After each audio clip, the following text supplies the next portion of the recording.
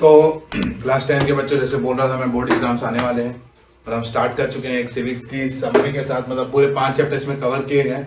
मैंने खुद एनसीईआरटी को क्रैक करके इस नोट्स को बनाने में बहुत ज़्यादा लगाया मैंने। तो मैं कोशिश करूंगा कि आपको पूरा सिविक्स का कॉन्सेप्ट क्लियर करा दूं। जितना भी आप पहले से पढ़े या बाद में पढ़े, मैं पूरा कोशिश करूंगा उसको कंप्लीट करने की। तो आइए स्टार्ट करते हैं सबसे पहले चैप्टर पावर शेयरिंग से। लाइक सब्सक्राइब करते रहिएगा। पावर शेयरिंग, देखिए शेयरिंग मतलब क्या होता है कि जब आप किसी रिसोर्स को शेयर करते हो किसी के भी साथ, और ये देखते हो कि आपका प्रॉफिट ना हो, एक कलेक्टिव डिसीजन हो। मतलब मान लेते हैं कि एक पर्सन ए है, एक पर्सन बी, एक पर्सन सी है। दो लोग के घर में बाथरूम बनाना है और सी बोल रहा है कि मेरे घर को सुंदर बनाना है। तो प्रायोरिटी देना ही पावर शेयरिंग का मेन मकसद है कि प्रायोरिटी क्या चीज है कि बाथरूम बनाना ज्यादा जरूरी, ओपन डिफिकेशन फ्री करना इंडिया को। तो जो सरकार है वो ऐसी देखती है कि प्रायोरिटाइज करती है वो वर्किंग को। तो हमारे यहां भी क्या देखा गया है कि sharing means to utilize the resource with helping other too and not having a profit. In civics and political society, there are power sharing among different levels. Power sharing different levels मतलब मैं अगर बात करूं levels के बारे में, तो अगर आप देखोगे कि आपके स्कूल में पावर शेयरिंग देखने मिलेगा। प्रिंसिपल सर अब हर जगह जाके फीस कलेक्ट नहीं कर सकते। उन्होंने फीस का जो फाइनेंशियल पावर है किसको दिया है? ऑफिस डिपार्टमेंट को। पेपर नहीं बना सकते तो एग्जाम डिपार्टमेंट को पावर दिया है। और फिर टीचर अब हर क्लास खुद नहीं ले सकते तो टीचर्स अलॉट किए गए। तो पावर शेयरिंग आपको कहीं भी दिख सकती है और लेवल्स में दिखेगी, हायरार्की टाइप से। मतलब टॉप, मिडिल जो करता है, लोअर, ये पावर डिवाइड होते जाते हैं और ये डिवाइड होना ही इसका मकसद है। अब अकॉर्डिंग टू जब कॉन्स्टिट्यूशन होती है तो पावर शेयरिंग का वर्ड हो जाएगा फेडरलिज्म। फिर से बोल रहा हूं मैं, पावर शेयरिंग अगर अकॉर्डिंग टू कॉन्स्टिट्यूशन जैसे मेंशन किया है कि 3 ऑर्गन्स ऑफ गवर्नमेंट है, ये एक सीएम है वो इस एरिया में काम करेगा, एक पीएम इस एरिया में काम करेगा, क्लियरली मेंशन है, उसको बुलाता है फेडरलिज्म। जब आप अपने पावर को दूसरों को देते हो in order to utilize the system या फिर एफिशिएंसी बढ़ाने के लिए, उसको बोला जाता है पावर शेयरिंग। तो पावर शेयरिंग क्या देखा गया था कि ये डेमोक्रेटिक और नॉन डेमोक्रेटिक दोनों कंट्रीज में दिखती है। डेमोक्रेटिक कंट्रीज में अकॉर्डिंग टू कॉन्स्टिट्यूशन है और नॉन डेमोक्रेटिक कंट्रीज में according to will of the king, जो हेड है, जैसे दुबई में होती है। तो in civics and political society there are powers sharing among different levels. India में ये लेवल्स है legislative, executive, judiciary. But in an Asian times ये देखा जाता था कि जो हर पावर है वो कॉन्सेंट्रेटेड थे किंग, और किंग ले दे के उस पावर को अपने फैमिली मेंबर्स को देता था। क्यों? उसके 2 रीजंस थे। पहले वो हमेशा किंग बना रहना चाहता था, तो पावर किसी को दे देगा तो उसके अगेंस्ट ना हो जाए। दूसरा रीजन ये था कि उस समय ये माना जाता था कि जो किंग है वही सबके लिए सही डिसीजन लेगा और किसी के पास उतना पावर नहीं है। ये एशियन टाइम्स का कॉन्सेप्ट था।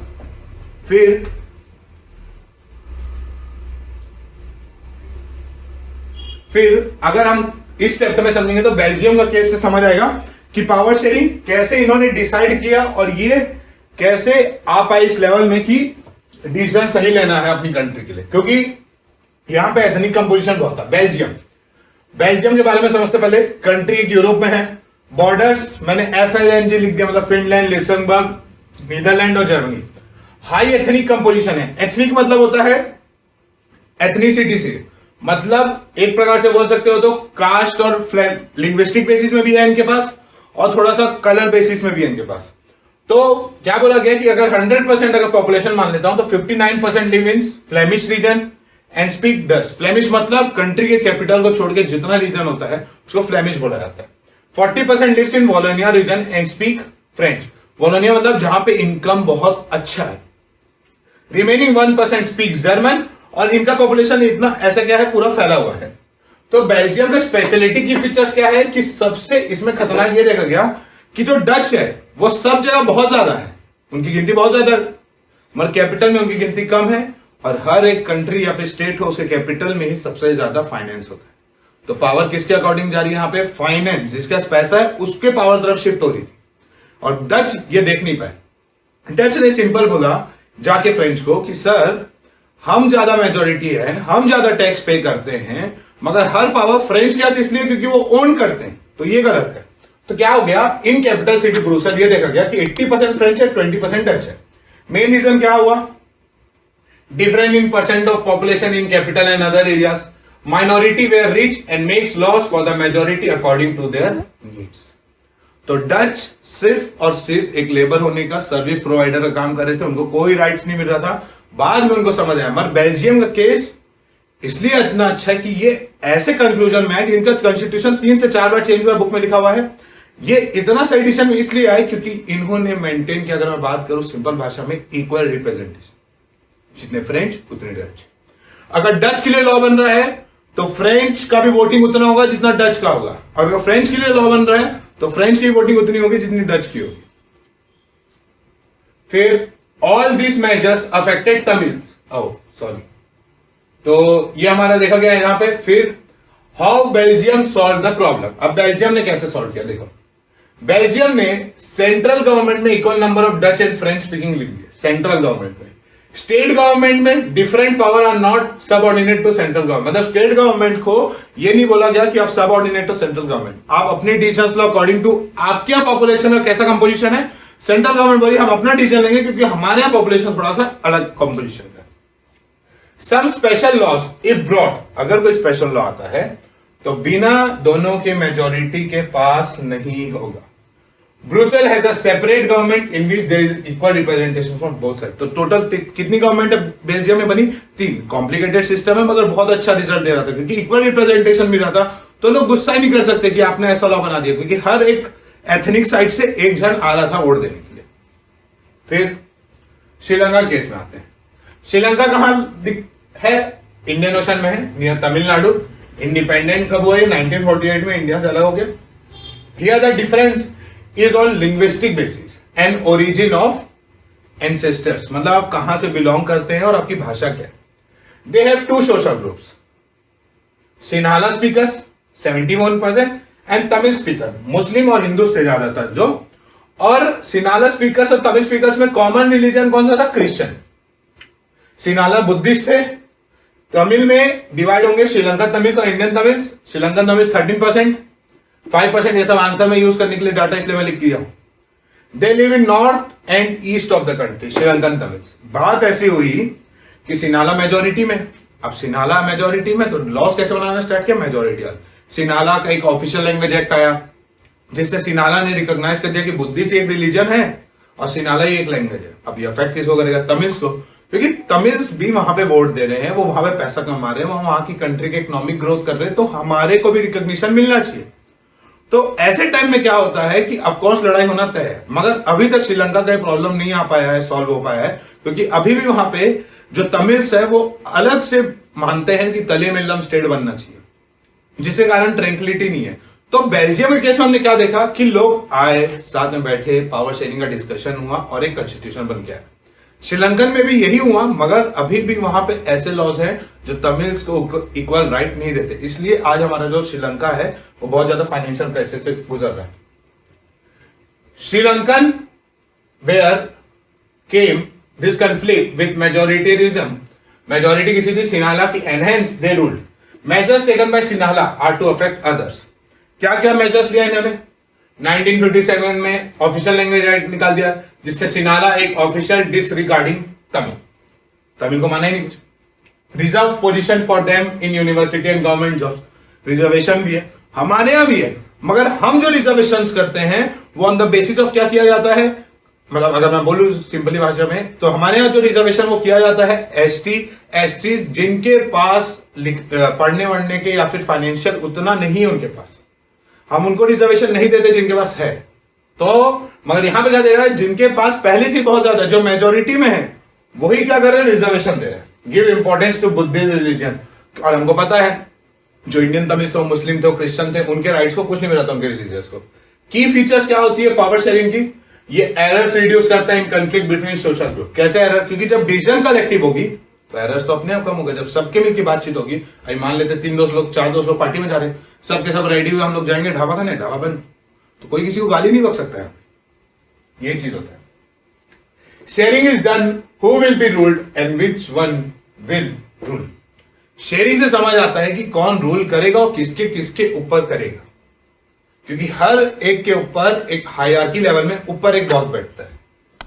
It is the spirit of democracy, answerable होती है ये। पावर शेयरिंग से आप कैसे करते हो, ये एक स्पिरिट है डेमोक्रेसी का। स्पिरिट मतलब इन द सेंस आत्मा टाइप से है। ये एक गवर्नमेंट को आंसरेबल पता चलता है, valuable to the law makers है कि पावर शेयरिंग से ही लॉ मेकर्स अच्छे लॉ बना पाएंगे और पॉलिसी मेकर्स।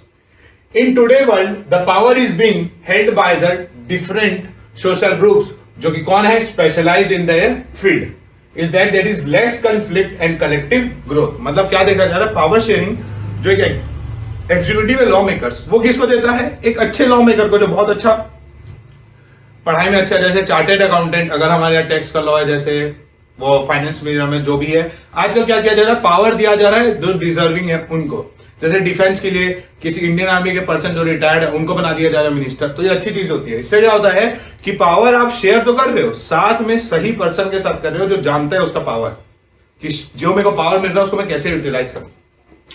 सिंपल अगर मैं बोलूं तो 3 लेवल्स ऑफ गवर्नमेंट है हमारे, लेजिस्लेचर, एग्जीक्यूटिव, जुडिशरी। इसको फेडरलिज्म में और समझेंगे। Among different social groups, pressure groups क्या होते हैं, देखो प्रेशर ग्रुप्स कोई पॉलिटिकल पार्टी नहीं होती, ये एक जॉइंट ऑफ पीपल होता है जो एक डिमांड पूरा करना चाहता है पार्लियामेंट को, थ्रू प्रोटेस्ट, थ्रू एजिटेशंस। और ऐसे बहुत सारे प्रेशर ग्रुप्स दिखेंगे तुमको। जैसे हमारे यहाँ जो फार्मर्स बिल आया था उसको कोई नेता नहीं रोक पाया पार्लियामेंट में, वो तो वहां से पास हो गया था, मगर लोगों द्वारा, किसान संघ, ये सब ने, ये इलेक्शंस नहीं लड़ते, मगर जब भी फार्म का कोई लॉ आएगा फार्म रिलेटेड, ये हल्ला करते हैं या फिर ये बताते हैं कि एक्चुअल में आप नहीं समझ सकते तो दूर से बैठे कि फार्मर को कैसी तकलीफ होगी। तो प्रेशर ग्रुप एक ग्रुप ऑफ पीपल होता है जो अपने डिमांड्स रखते हैं आउटसाइड द पार्लियामेंट। ये इनका असली डेफिनेशन। तो चैप्टर 2 में आते हैं, ये है फेडरलिज्म। ठीक है, फेडरलिज्म क्या है एक प्रकार से समझते हैं, एकदम लिखा हुआ है, it is a system of government in which power is divided between central government and it's subordinate. अब मैं बताता हूं डिसेंट्रलाइजेशन यहीं से। मैं, मेरे बेटे, ठीक है, अब मेरा छोटा बेटा है मान लीजिए, अभी अच्छा तो नहीं है मेरा कोई बेटा, सिंगल हूं, मगर तो भी मान लीजिए, तो ये हो गया मैं, ये मेरा बेटा। अब हमारा जैसे दूसरा बेटा होता है मान लीजिए, तो इसके पास जो पावर थी बाइक चलाने की, उसने इसको दे दिया बाइक चलाने की, कि अब तुम मेरी बाइक चला सकते हो। कुछ समय बाद इसको भी जरूरत पड़ी बाइक चलाने के लिए, तो इसको अथॉरिटी दोनों देंगे। इसका बड़ा भाई सिर्फ नहीं दे सकता, पापा से भी इसको परमिशन है, तो ये भी अपनी थोड़ी सी अथॉरिटी देगा, ये भी अपनी थोड़ी अथॉरिटी देगा, तो जाके बाइक चलाना स्टार्ट करेगा। यही है डिसेंट्रलाइजेशन। जब सेंट्रल गवर्नमेंट अपनी थोड़ी सी पावर और स्टेट गवर्नमेंट अपनी थोड़ी सी पावर जब सिटीज या विलेज को जाके दिया जाता है, जिसमें मेयर्स, ग्राम पंचायत, म्यूनिसिपैलिटीज बनती है, उसी को बोला जाता है डिसेंट्रलाइजेशन। सेंट्रल को आप डी कर रहे हो, डी मतलब इन द सेंस आप तोड़ रहे हो, तोड़ भी नहीं रहे हो, आप वर्किंग को और डीप घुसा रहे हो। यह होता है डिसेंट्रलाइजेशन का मतलब। ठीक, उसके आगे चलते हैं। It is a system of government in which power is divided between central group and its subordinate. Power sharing is not a government but a practice in every field of society. Power sharing आपको हर जगह दिखेगी, जैसे मैं बता रहा हूं starting के chapter से, तो यही होता है। फिर आगे बढ़ते हैं। इंडिया में अगर देखोगे सेंट्रल लेवल में तो पीएम रहता है फॉर नेशन। पीएम के अंदर कौन कौन होते हैं, सीएम, CM1, CM2, CM3, ऐसे करके बहुत सारे, जितने स्टेट्स उतने सीएम। तो अपने पावर्स को, नेशन को चलाने के लिए पावर्स अपने पास रखा, बाकी पावर स्टेट गवर्नमेंट को दे दिया। फेडरलिज्म में एक बहुत अच्छी इंपॉर्टेंट ये चीज है कि स्टेट गवर्नमेंट सब ऑर्डिनेट नहीं है सेंट्रल गवर्नमेंट की, मगर कभी कभी ऐसा केस होता है, इमरजेंसी होती है, जैसे वॉर होता है, तो क्या होता है स्टेट गवर्नमेंट हट जाता है और इंडिया एक बन जाता है। तो अब तुम लोग सोचोगे सर ये कैसे हो गया कि स्टेट गवर्नमेंट हटा दिया गया और इंडिया एक बन गया। इसको बोला जाता है क्वासी फेडरल स्टेट। हमारे कॉन्स्टिट्यूशन में B.R. अम्बेडकर ने बोला कि हमारा इंडिया एक ऐसा पार्ट है या फिर एक ऐसी कंट्री है जो समय आने पे फेडरल होगी, मतलब पावर्स डिवाइडेड होंगे इक्वली लोगों के लिए इधर उधर, मगर समय आने पे भी ये यूनिटरी फॉर्म ऑफ गवर्नमेंट हो जाएगी, क्योंकि हमारे कॉन्स्टिट्यूशन में साफ साफ लिखा है India that is Bharat is a union of states. मतलब हम पहले इंडिया है, उसके बाद हमने इंडिया के एरियाज को डिवाइड किया है और वो स्टेट्स बनाए। यूएसए में क्या वर्ड यूज हुआ, यूनाइटेड स्टेट्स ऑफ अमेरिका, मतलब स्टेट्स आए हैं और अमेरिका बने। तो वहां स्टेट्स अलग हो सकते हैं, स्टेट को यूनियन नहीं क्रॉस कर सकता हमारे यहां, मगर उनके यहां स्टेट्स यूनियन को क्रॉस कर सकता है इन देयर फील्ड, अगर स्टेट की बात है। फिर प्रेसिडेंट से अगर बात करते हैं तो नेशन में एक पीएम होता है, फिर प्रेसिडेंट अपनी पावर्स किसको देता है? गवर्नर्स को, गवर्नर 1, गवर्नर 2, गवर्नर 3। ये हम बात कर रहे हैं टॉप पोजीशन में, ये लेजिस्लेचर्स की बात होगी मान लेते हैं। तो PM is independent of his work same as CM, but in special cases PM is greater than CM. कब? इमरजेंसी के केस में पीएम पावरफुल होता है सीएम के केस में।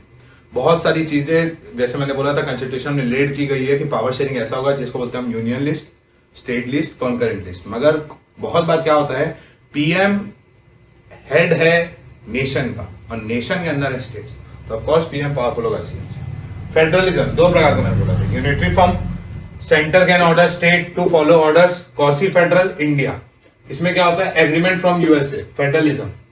एग्रीमेंट वाला भी एक केस हो गया। क्वासी फेडरल हो गया कि समय आने पे यूनिटरी फॉर्म हो जाता है, यूनिटरी फॉर्म वाला अलग होता है। Every country has citizens and every citizens has some problems और rights which are governed by the people who has jurisdiction in that level.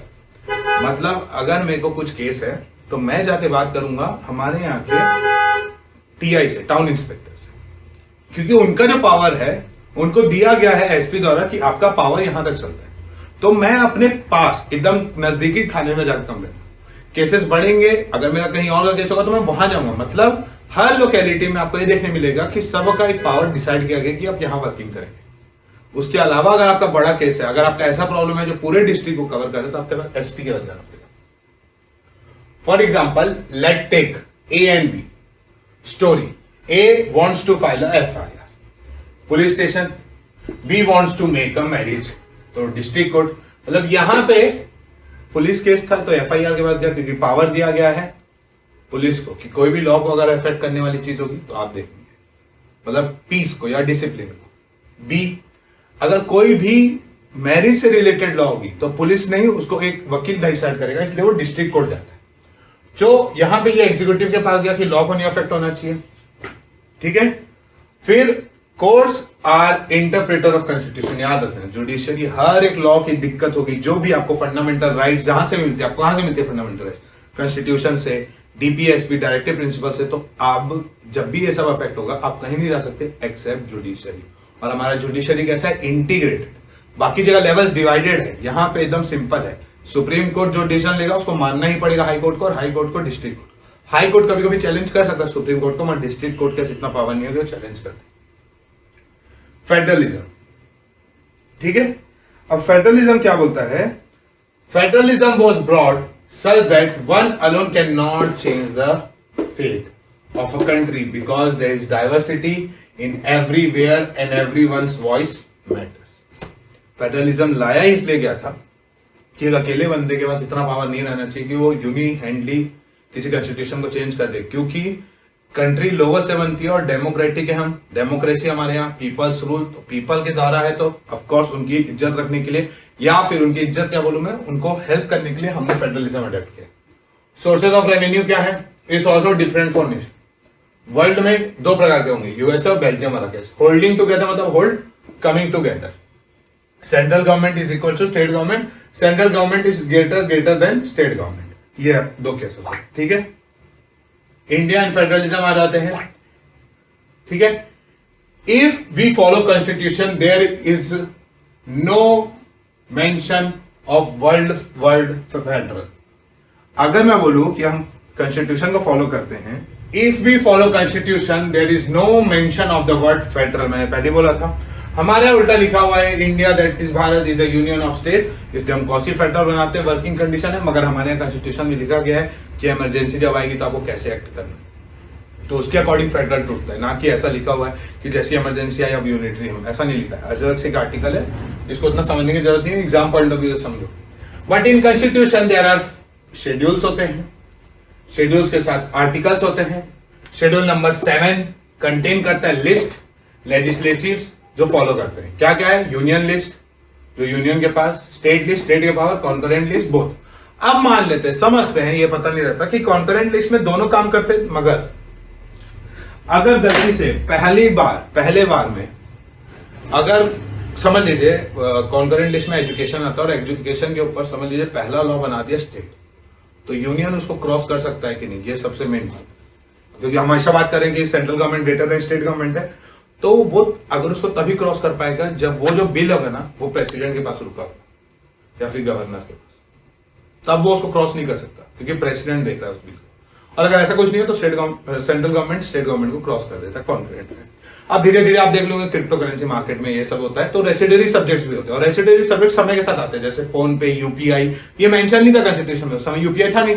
तो ऐसे सब्जेक्ट्स जो धीरे धीरे आ रहे, डेवलप हो रहे, सोसाइटी में प्रॉब्लम्स क्रिएट करेगा जो भी, उसको देखती है सेंट्रल गवर्नमेंट और उसको बुलाता है रेसिडरी सब्जेक्ट्स।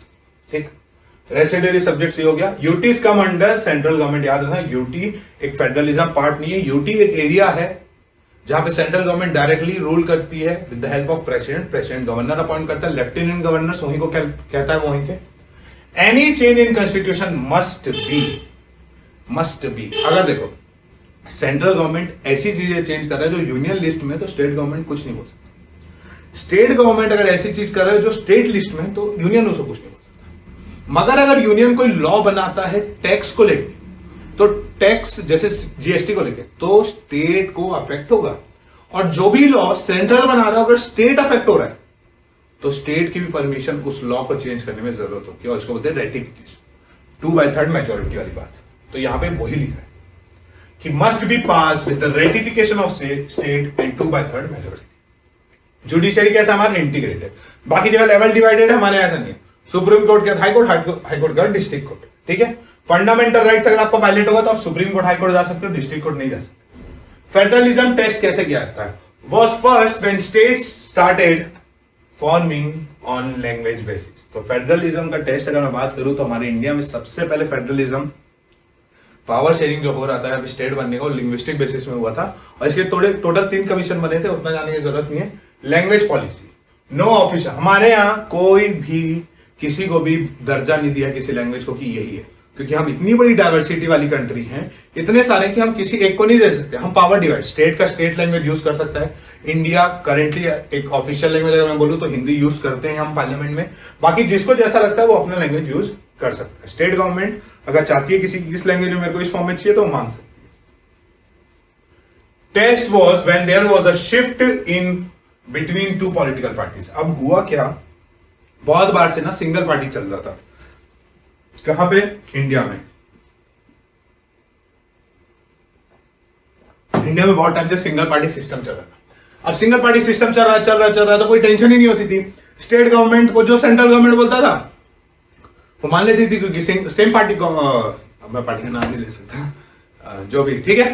तो सेंट्रल गवर्नमेंट स्टेट गवर्नमेंट ऐसा सेम चलता था। कुछ समय बाद क्या हुआ, स्टेट गवर्नमेंट में अलग अलग पॉलिटिकल पार्टीज आने लगे। अब दोनों के बीच क्या होने लगेगा, प्रॉब्लम्स। अब प्रॉब्लम्स क्रिएट होंगे तो होगा क्या, स्टेट गवर्नमेंट बोलेगी लॉ सही है, सेंट्रल गवर्नमेंट बोलेगी ये। अब दोनों की लड़ाई होगी तो अब कौन आता है? Of course the protector of constitution, that is supreme court will come, he will decide और शी विल डिसाइड और the court will decide which one is right. ऐसा हमारे यहाँ काम होता है। पढ़ना ही इंपॉर्टेंट नहीं होता, नॉलेज को कैरी करना ही बहुत ज्यादा जरूरी होता है। अब मैं 10 क्वेश्चन लिखा देता हूं, मेहनत नहीं रखनी होगी। डिसेंट्रलाइजेशन बात हो चुकी है। 100 पावर समझ लो इसके पास है, 80 पावर इसके पास है, 20 इसने दिए, 10 इसने अपने पावर दिए, 30 पावर, ये हो गया तो बना डिसेंट्रलाइजेशन। म्यूनिसिपैलिटीज, पंचायत 1991-1992 में इसको लाया गया था, 73rd और 74th constitutional amendment. But with so much diversity आज भी हमारा कॉन्स्टिट्यूशन एक बार भी चेंज नहीं हुआ है। और हमारे जो पावर शेयरिंग है बहुत अच्छे से की जाती है, प्रैक्टिस की जाती है।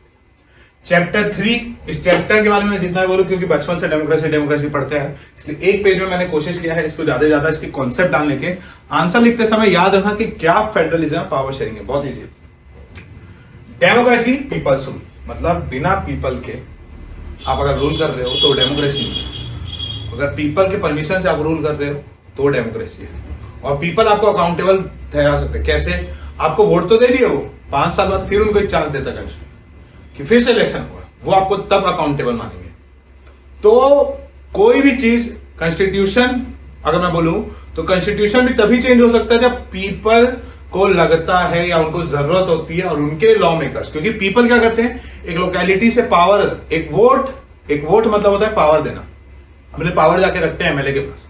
एमएलए वहां की प्रॉब्लम्स को, क्योंकि उन्होंने उसको पावर दिया कि हम आपको देते हैं हमारा पावर कि आप देखिए कि हमारे यहाँ रोड सब सही है कि नहीं, वो जाके बात करता है स्टेट गवर्नमेंट में। ऐसे हमारे यहाँ पावर डिस्ट्रीब्यूट किया है।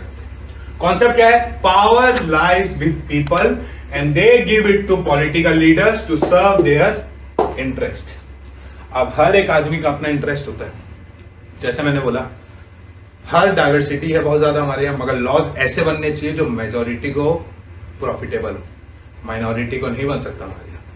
एक हमारे यहाँ कहीं भी आपको ये देखने नहीं मिलेगा कि एक ही टाइप के पॉपुलेशन वाले रहते हैं किसी भी लोकेलिटी में। इंडिया है ऐसा स्टेट। फीचर्स क्या है? इक्वालिटी सबसे पहला। डेमोक्रेसी आपको इक्वालिटी प्रोवाइड करता है। डिग्निटी मतलब आपको इज्जत से जीने के बाद देता है। क्वालिटी डिसीजन मेकिंग, क्योंकि इतने सारे लोग रहते हैं, इतना डाइवर्सिटी है, तो कोई भी डिसीजन एरर फ्री होगा ही होगा। रिजॉल्व कॉन्फ्लिक्ट्स, क्योंकि सबका बात रहता है। और mistakes can be corrected with regular election. Main point क्या है? It addresses all socio economic political problems. कैसे सर? क्योंकि सर जब आप बैठते हो डेमोक्रेटिक कंट्रीज में, तो डेमोक्रेटिक कंट्रीज में सबको राइट रहता है वोट देने का, इलेक्शंस लड़ने का। तो हर कॉर्नर ऑफ सोसाइटी से आपको देखने मिलेगा कि वोटर भी मिलेगा और आपको इलेक्टर भी दिखेगा। तो अगर वो हो जाएगा, मान लो कोई ए पर्सन है जो सिर्फ वोट दे रहा था मगर प्रॉब्लम सॉल्व हो रही है बी की, तो ए डेमोक्रेटिक कंट्री है, तो ए एक पीपल है जो सडनली पावर लेने जाएगा और उसको अगर पावर मिल गई तो कॉन्स्टिट्यूशन में लॉ बनाएगा, और सिर्फ ऐसे लॉ नहीं बनाएगा जो उसी को अफेक्ट करे, तो ऐसे लॉ बनाएंगे जो कलेक्टिव के लिए अच्छे होने चाहिए। आउटकम्स क्या होते हैं? Every country has people, people have interest of their own, and in a society the decision must be collective welfare, which is achieved by a democracy through controlling the rulers by election and much more। और elections कौन conduct कराता है? हमारा election commission of India. Central में भी, state में भी, municipalities के लिए state election commission. Democratic government क्या होती है? Often try to take decisions with any corner in a society where are others जो होते हैं वो डिसीजंस ऐसे नहीं डिसाइड करते कि इसके लिए अच्छा कि इसके लिए नहीं। वो सिर्फ ये देखते हैं कि एज अ कंट्री हम पावरफुल दिखने चाहिए। अंदर से अगर मैं बात करूं तो सबसे हैप्पीएस्ट कंट्री शायद तक मेरे को पता चला है फिनलैंड है, जबकि उसका इनकम उतना ज्यादा नहीं है, पर तो भी। तो क्यों ऐसा है? क्योंकि वहां के लोग खुश हैं। तो एक्चुअल में अगर किसी कंट्री को आप कंपेयर करते हो इंडिया से, पहले ये देखा करो कि लोग खुश नहीं है। जैसे कोरियन को decision in democracy are not 100% accurate, क्योंकि बहुत ज्यादा टाइम भी लग सकता है, और ऐसा भी हो सकता है कि गलती से भी पॉलिटिकल में जितने लोग बैठे वो शायद ऐसा हो सकता है क्योंकि मेजोरिटी पॉपुलेशन किसी की है, तो वो लॉ जो है वो उसी का बन जाए जो अफेक्ट करने लगे। जैसे सिटीजन अमेंडमेंट बिल की बात कर लो, लॉ अपने जगह क्या पता सही है, हम वो डिस्कस नहीं कर सकते, इतने बड़े नहीं है, मगर इतना हल्ला हुआ, इतना हुआ, कितने लोग मर गए, कितने लोग बेघर हो गए, ये बात होती। तो डेमोक्रेसी बहुत बार डिसीजन भी ऐसे ले लेता है, बहुत बार ऐसे डिसीजन ला देता है कि हम फंस जाते हैं कि सही है कि नहीं डेमोक्रेटिक और सही नहीं है क्या।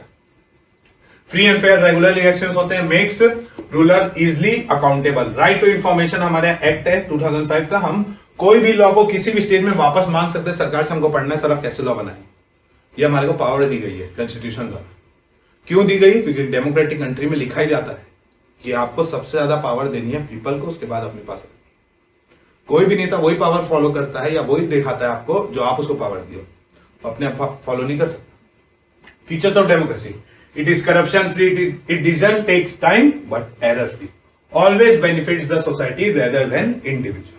अगर मैं बोलूं इनकम ग्रोथ डेवलपमेंट, इनका इंटरसेक्शन करूं ना, तो ये सिर्फ और सिर्फ अचीव हो सकती है डेमोक्रेसी से, क्योंकि कहीं का भी इनकम ग्रोथ और डेवलपमेंट डिपेंड करता है पॉपुलेशन से, ना कि सिलेक्टेड पॉपुलेशन से। Democracy does not discriminate on the basis of caste, colour, greed, religion. सही है, आपको सब जन को वोटिंग मिला है, because it is people's government and will help to generate a policy with less error. Sometimes they ignore poverty at the return of economic growth. बहुत बार ये देखा जाता है कि बहुत सारे मेजर्स, बहुत जो इंपॉर्टेंट प्रॉब्लम्स हम उसको देखना भूल जाते हैं और किसी और को देखने लग जाते हैं, और ये हम समझेंगे किस साइड में होता है, gender, religion, caste and communism. वहां पे आगे हमारा chapter gender, religion, caste. Gender division of labour समझते, पहले लेबर से स्टार्ट करते हैं। It is a kind of social division created by income stereotype. Labour कौन है? मैं लेबर हूं, आप जितने हम सब काम करते हैं हम सब लेबर हैं। मगर मैं लेबर अलग लेवल का हूं, कोई काम करता है मेरे घर में वो अलग लेवल का लेबर है, क्योंकि सोसाइटी ने इसको डिस्क्रिमिनेशन दी। और इस लेबर में भी डिस्क्रिमिनेशन देखने मिलता है कि यार ये यहां खाने क्यों आ गया, यार ये अरे यार ये यहां खा रहा है मतलब ये जगह अच्छी नहीं होगी। ये मानसिकता हो गई है सोसाइटी में, रेदर देन उसको ये बोलने की यार मेहनत से यहां आया है, जस्ट हम टैग पहना दिए, वो लेबर हो गया। खुद लेबर कर रहे हैं बड़ी बड़ी कंपनियों में, वो लेबर नहीं है, बट ये लेबर है। लेबर के डेफिनेशन में आते हैं private, public, no recognition by society. कौन? मम्मी का वर्क। प्राइवेट में केवल हुआ है तो वर्क इन होम जो हमारी वुमेन करती है, जो इस साइड भी आ सकती है। पब्लिक आउटसाइड होम जो ज्यादातर आजकल मैन करते हैं, बट अब वुमेन भी करती है काम, जो कि बहुत अच्छी चीज है। फेमिनिस्ट मूवमेंट क्या होते हैं देखो, women who believes in equal rights of women as compare to man are called feminist. क्योंकि हम जानते हैं शुरू से स्टेटस वुमेन को नहीं मिला है। यहां तक कि अगर मैं बताऊं लॉस के बारे में बात करूं तो वुमेन का लॉस सबसे कम बनता है पूरे 5 साल में किसी भी पार्टी के करियर में। रीजन? क्योंकि सीट्स नहीं मिलती हैं वुमेन्स को ज्यादा। रिजर्वेशन म्यूनिसिपैलिटीज में है, डिसेंट्रलाइजेशन में रिजर्वेशन है, मगर लोकसभा और राज्यसभा में आज भी ये बिल फंसा हुआ है कि इतना सीट्स रिजर्व होना चाहिए वुमेन के लिए, क्योंकि बहुत गलत हो जाता है, जिसके कारण हमको लॉस कम देखने मिलते हैं। और आज भी फीमेल इन्फेंटिसाइड, लो लिटरेसी रेट अमंग फीमेल्स, आप ये सब आंसर में लिख सकते हो। आपको सोशल में सिर्फ और सिर्फ एनसीईआरटी रीड करनी है, बाकी मेहनत से करो, भाई किस्मत खेल देगी आराम से। Raising the legal and political status of women, voting rights for women, improving opportunity in education and job field. तो ऐसे बहुत सारे काम होते हैं जो फीमेल्स नहीं कर सकती है। मान लेते फिजिकल काम, तो आप ऐसा कर सकते हो कि आप वुमेन को ऐसे वर्किंग में रिजर्वेशन दिला सकते हो जो उनके लिए अच्छा है। ऐसे बहुत सारे लॉज बन सकते हैं। नेगेटिव टू वुमेन स्टेटस, ऐसे नेगेटिव पॉइंट्स क्या क्या है? लो फीमेल लिटरेसी रेट देखने मिलता है, low proportion of women in paid job देखने मिलता है, unpaid work of women is not very good. जो घर में खाना बनाती है, जैसे वीडियो देखते समय अभी हमारे आपके घर में बन रहा होगा, मेरे घर में बन रहा होगा। डिस्पैरिटी इन सैलरी, सैलरी सही नहीं मिलती है, क्योंकि बोला जाता है कि आप मल्टीटास्किंग नहीं कर सकते, आप फील्ड वर्क नहीं कर सकते, आप ऑफिस वर्क के लिए सिर्फ बनिए, एक मेल दोनों कर सकता है। वो फील्ड वर्क इसलिए नहीं कर सकती क्योंकि majority of women field work नहीं करती है। मैन इसलिए फील्ड वर्क करता है क्योंकि फील्ड में बहुत सारे मैन हैं। जब इक्वल चाहते हो तो इक्वल जगह देना पड़ेगा, और अनइक्वल चाहते हो तो अनइक्वल देना पड़ेगा, simple. Religion, communism and politics में देखते हैं गांधी जी क्या क्या व्यूज रखे हैं। Religion can never be separated from politics, क्योंकि इंडिया इतना डाइवर्सिटी वाला है कि आप लॉज बनाओगे तो किसी ना किसी रिलीजियस को अफेक्ट होगा। Religious is a back hand for which rights people, मतलब बोलना क्या चाह रहा है कि बैक हैंड है जो कि यूनाइट करता है पीपल को। Of course Hindu Hindu, Christian Christian, ऐसे करके मुस्लिम मुस्लिम यूनाइटेड रहते हैं और अच्छी बात है, मगर एज अ कलेक्टिव बिलोंगिंग हम इंडियंस हैं, ये नहीं बोलना चाहिए। Politics must be guided by ethnical values from all religion, her religion में लिखा गया है, बहुत अच्छी अच्छी बातें और पूरी अच्छी अच्छी बातें उन सब में। और पॉलिटिक्स को उस बातों को लेना चाहिए। मगर पॉलिटिशियंस क्या करते हैं, वो गेम खेलते हैं डिवाइड एंड रूल का, क्योंकि मेजोरिटी मिल जाती है उनको 100% सीट से मतलब नहीं है, उनको 50% सीट बस पानी है। और इसके लिए वो क्या करते हैं, सिर्फ टारगेटेड पॉपुलेशन कैरी करते हैं, और वहीं पे हम अपने वोट का गलत इस्तेमाल करते हैं और हम वोट भी कम करते हैं। ऐसा हमारी कंट्री। प्रॉब्लम क्या है? कॉम्युनलिज्म राइट्स देखने मिल जाएगा आपको due to religious problems. Equal representation in divided to certain jobs, speciality for women. ये नैरो सोच है कि हमें दबाया जा रहा है, इसी कारण कॉम्युनलिज्म आता है, कास्टिज्म आता है। और आप ही तो उनको पावर दिए सर वोट देते समय, तो आप दूसरे लोगों को ये नहीं बोल सकते कि ये हमको दबा रहे। नहीं, आपको समझना पड़ेगा कि आप वोट किसको देते हो। रीजन 1 या फिर religious 1 is greater than religion 2, ये मेंटालिटी हमारी। Demand of community greater than a religion, ये ऐसा चीज हो गया। To avoid all this constitution guarantees secularism word. Constitution लिखता है कि कोई एक हमारे इंडिया का कोई रिलीजन नहीं है, कोई कास्ट नहीं है, कोई कम्युनलिज्म नहीं है, हम खुद में एक ही है। मगर तो भी लोग लड़ते रहते, जबकि उनको पता रहना चाहिए कि कॉन्स्टिट्यूशन आपको रिकॉग्नाइज ही नहीं करेगा, क्योंकि सेक्युलर वर्ड यूज हुआ है कॉन्स्टिट्यूशन में। और पूरे कंट्री में कॉन्स्टिट्यूशन से बड़ा कोई नहीं होता। कास्टिज्म क्या होता है? Extreme form of social division based on hereditary and occupational division. Features: marriages among same caste, हम अपने कास्ट में शादी करेंगे तभी अच्छा है। Same caste practice, same occupation, same, जैसे जानते हो ज्वेलरी इनका, फिर कपड़े इन कास्ट के। It has been seen decrease in urban and areas due to awareness like no one is impure or bad just on the basis of Asian books. तुच्छ गुच्छ वाला जो वर्ड होता है वो सब। Casteism disaster thing is untouchability. Political interference. In India, there is a diversity, therefore no area has a clear one caste. जिसके कारण पॉलिटिशियंस को थोड़ा टाइम लग जाता है मेजोरिटी को टारगेट करने में, और ये बहुत अच्छी चीज हो जाती है कि इससे क्या होता है, जो लॉ है वो एकदम परफेक्ट बनेगा, क्योंकि आपको टारगेटेड पॉपुलेशन मिलेगी नहीं, आपको घुल में मिलेगा मिक्स वेजिटेबल की सब्जी की तरह। तो आपको लॉज ऐसे बनाने होंगे जो एरर फ्री होंगे, जो आउटकम ऑफ डेमोक्रेसी। तो अब आते हैं हम लोग पॉलिटिकल पार्टीज में। तो पॉलिटिकल पार्टीज ये यहां पे है, यहां से स्टार्ट करते फिर रहेंगे पॉलिटिकल पार्टी क्या होती है। ठीक है, ठीक है। A political party is a group of people who come together to contest and hold power in the government. एक पॉलिटिकल पार्टी ये होती है। फंक्शंस क्या क्या होते हैं पॉलिटिकल पार्टी में? ज्यादा समझने की जरूरत नहीं है, बहुत सारी पॉलिटिकल पार्टीज होती है।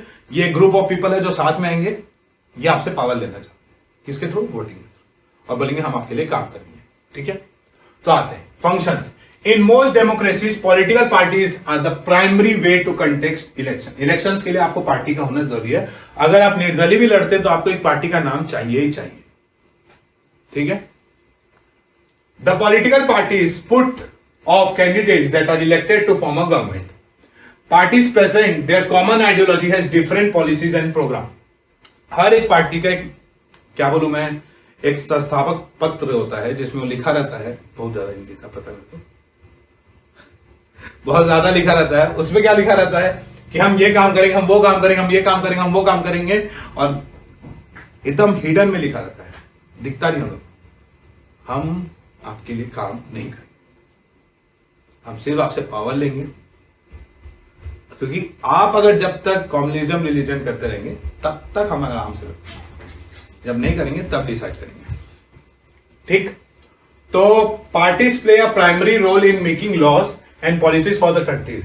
दे are the primary units that form and run a government. Primary unit मतलब इसलिए बोला गया है कि प्राइमरी मतलब पहले यही रन करते हैं, उसके बाद हम उसको अकॉर्डिंग टू लॉ एडजस्ट होते हैं और हम रिजल्ट देते हैं। They also play a major role in shaping public opinion and provide access to the government. How many parties should we have? ये नेशन जो आइडियोलॉजी है, ये मैं बताना चाहूंगा कि हमारे यहाँ तो बहुत सारे पार्टी सिस्टम है। One party system, two party system, जैसे चाइना में वन पार्टी सिस्टम है, कोई भी जीते एक ही पार्टी बनती है। उनकी आइडियोलॉजी भी ऐसी है कि आप कहीं से भी जीते लॉ तो वन पार्टी को ही बनानी है।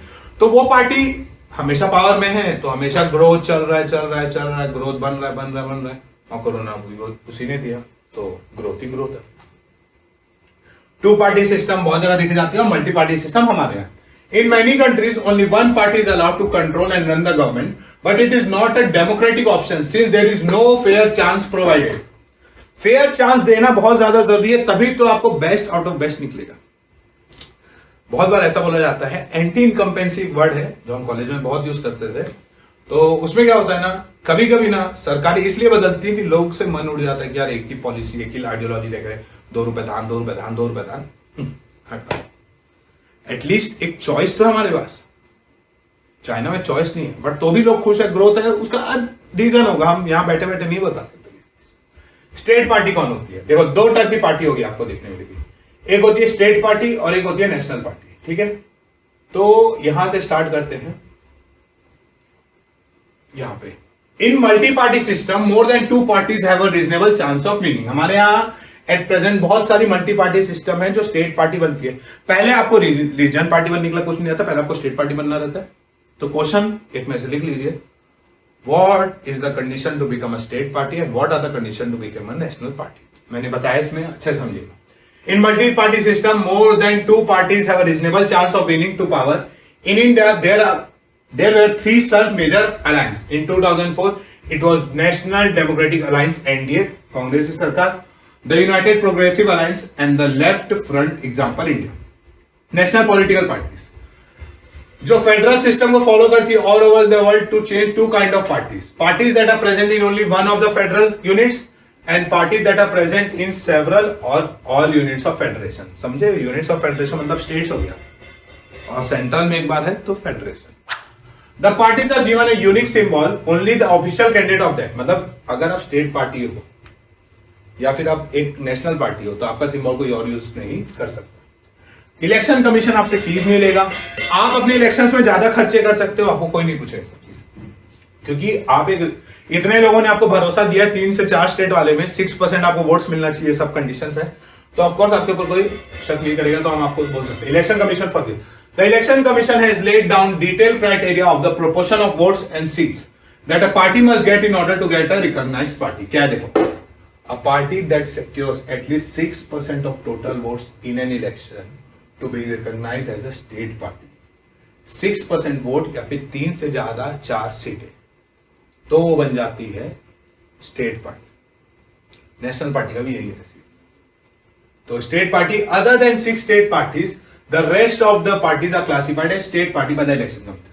Parties like Samajwadi, Samata party, Rashtriya Janata दल have national level political organization with units in several states. Since 1996, nearly every one of the state parties has got an opportunity to be a part of one or more national level coalition. छोटी छोटी parties, बहुत बार क्या होता है coalition government क्या होता है समझो, मैं गया लड़ने इलेक्शन, मेरा दोस्त गया लड़ने इलेक्शन, हम दोनों 50 जीतने के लिए 51 सीट्स चाहिए, मैं 45 में हूँ, वो 30 में है और बाकी लोग के पास है। अब मेरे को जीतने के लिए तो 51 चाहिए, तो मैं क्या करूंगा 6 सीट्स ले लूंगा किसी पार्टी से, और ये होता है कोलिशन गवर्नमेंट। अब मैं अपनी सरकार बना दूंगा और प्रेसिडेंट मेरे को सरकार बना के दे देगा, मैं अब पढ़ाता दूंगा डिटेल में।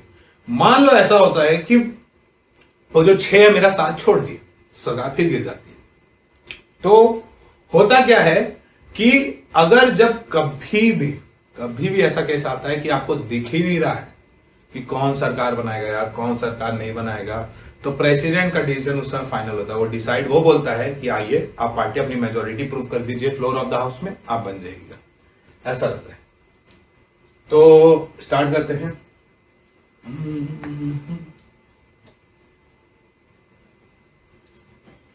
Challenges to political party. There is a lack of internal democracy within parties and the power tends to concentrate in the hands of 1 or 2 leaders within the party. ऐसा देखा जाता है कि क्या बोल सकता हूं, नेपोटिज्म पॉलिटिकल पार्टीज में देखा जाता है कि जिसके पास पावर है वो अपने यंग जनरेशन को ही पावर शिफ्ट करते जाता है, जिसके पास सीट है वो कांग्रेस की सीट उसके बच्चे को मिलते जाती है, जिससे देखा जा रहा है इक्वल कंपटीशन नहीं मिल रहा है। जो यंग जनरेशन जो पॉलिटिक्स में जाना एक गलत बात नहीं है, मगर पॉलिटिक्स में हमारे पेरेंट्स इसलिए बोलते हैं क्योंकि उनको पता है कि मनी पावर, मसल पावर और ये सब बहुत ज्यादा है वहां पे। Since parties are not transparent with their procedure कि कैसे वो इलेक्ट करते, किस बेसिस में वो इसको लड़ने दे रहे इलेक्शन, क्योंकि इलेक्शन कमीशन तो बस चेक करता है कि आदमी अभी 10 साल से एकदम अच्छे से रह रहा है कि नहीं, तो अगर वो किस बेसिस में डिसाइड है, कागज से डिसाइड थोड़ी होता है, सब चीज अलग है।